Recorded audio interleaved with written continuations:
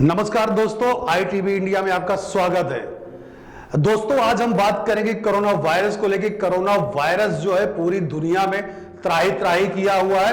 हालांकि जो देश अपना है भारतवर्ष, उसमें फिर भी अभी दूसरी देशों से कम है। फिर भी हम बात करेंगे कि प्रधानमंत्री नरेंद्र मोदी ने एक बड़ा ऐलान किया है, जो आर्थिक पैकेज देने का जो ऐलान किया वो बहुत बड़ी अपने बात है। वही हम दोस्तों बात करेंगे कि WHO ने ऐलान किया है कि पूरी दुनिया में करीब 2.5 साल का जो वक्त है वो लगेगा कोरोना का जो वैक्सीन पहुंचने में, यानी कि 2.5 वर्ष लग सकते हैं सब लोगों तक कोरोना वैक्सीन पहुंचने में। यानी कि कहीं ना कहीं WHO का जो दावा है, इससे अंदाजा लगाया जा सकता है कि जो कोरोना की जो वैक्सीन है वो तैयार हो चुकी है और बिल्कुल करीब में है। तभी WHO ने इस चीज का दावा किया है कि 2.5 वर्ष तक समय लग सकता है पूरी दुनिया में लोगों तक कोरोना की वैक्सीन पहुंचने में। दोस्तों, हम आज ये पूरी रिपोर्ट आपको दिखाएंगे, किससे हमारी बात हुई, क्या हुई, पूरा जो हम खास एक एक चीज चुन के ले आए हैं वो हम आप तक पहुंचाने की आज पूरी कोशिश करेंगे। तो दोस्तों, देखते रहिए ITV इंडिया। नमस्कार।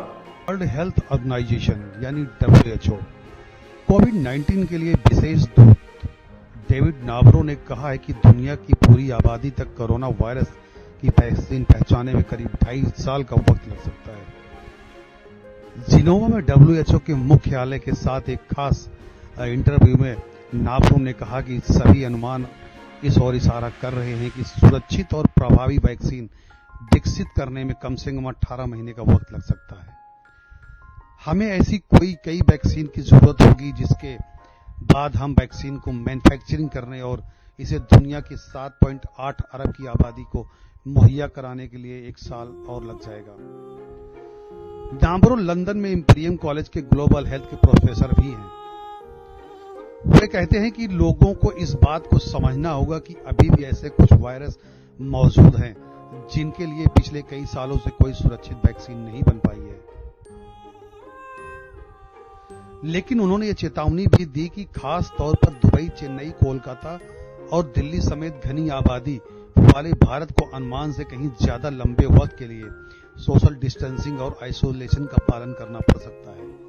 उन्होंने कहा कि अगर ऐसा नहीं किया गया तो ज्यादा भीड़ भाड़ वाले इलाकों में इस वायरस को फैलने रोकना बहुत मुश्किल हो जाएगा। भारत में कोविड-19 के पहला मामला इस साल 30 जनवरी को सामने आया था। इसके बाद 24 मार्च को पूरे देश को लॉकडाउन लागू कर दिया गया था। तब तक देश में कोरोना वायरस के संक्रमित लोगों की संख्या 550 पार चली गई थी। तब से लॉकडाउन को 3 बार बढ़ाया जा चुका है। हालांकि इस दौरान धीरे धीरे पाबंदियों को हटाया गया है और आवश्यक सेवाओं की आपूर्ति की इजाजत दी गई है। इसके बावजूद अब तक भारत में कोरोना वायरस के करीब 74,000 से ज्यादा मामले दर्ज हो चुके हैं। देश में अब तक कोरोना से 2415 लोगों को अपनी जान गंवानी पड़ी है। क्या टेस्टिंग संख्या बढ़ाने के चलते ज्यादा मामले सामने आ रहे हैं और इन किन मामलों के लिए तेज बढ़ोतरी देखने को मिल सकती है? कोविड-19 निपटने के लिए रणनीतियों की देखरेख कर रहे WHO के विशेष दूत डेविड नाबरो ने शंका पर सहमति जताई। नाबरो ने कहा कि जब आप टेस्ट करते हैं तभी इस बीमारी का पता चलता है। टेस्टिंग हर जगह उपलब्ध नहीं है। भारत और पूरी दुनिया में कमोबेश ऐसी स्थिति है, लेकिन इसके दूसरे इंडिकेटर भी हैं। मसलन हॉस्पिटलों में जा रहा है, उससे इसका पता लग रहा है। क्या हॉस्पिटलों में बड़ी तादाद में कोविड-19 से जुड़ी बीमारियों वाले मरीज आ रहे हैं? अगर ऐसा हो रहा है तो समझ लीजिए कि ये वायरस हमारी कोशिशों के आगे निकल रहा है। साथ ही health professionals medical insurance services के संपर्क में रहना मददगार साबित हो सकता है।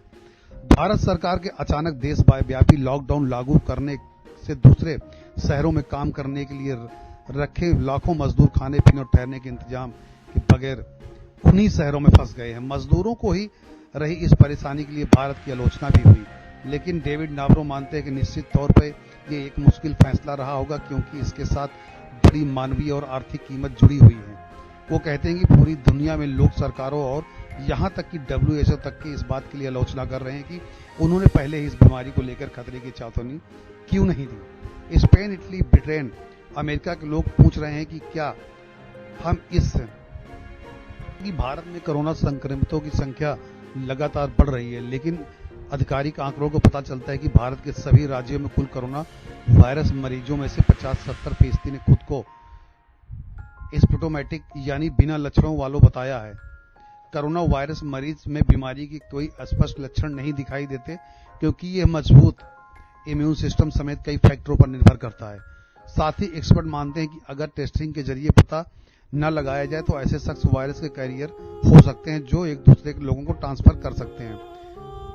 इंटरव्यू के दौरान नाबरो ने भारत में बड़ी संख्या में मरीजों के आने से पैदा हो रही मुश्किलों के बारे में समझाया। उन्होंने कहा कि चूंकि भारत में हल्के या ना के बराबर लक्षणों वाले कोरोना पॉजिटिव केसों की संख्या ज्यादा है, ऐसे में इससे निपटने के लिए इससे अच्छी रणनीति बनाना एक बड़ी चुनौती है। जब किसी व्यक्ति को कोई लक्षण नहीं दिख रहा है तो उसका कामकाज या कमाई छुड़वाकर सिर्फ आइसोलेशन में डालना बेहद मुश्किल है। असलियत यह है कि पूरी दुनिया बेहद अलग अलग हालातों वाली है और इससे इस महामारी से नियंत्रण करने के लिए ज्यादा मुश्किलें आ रही हैं।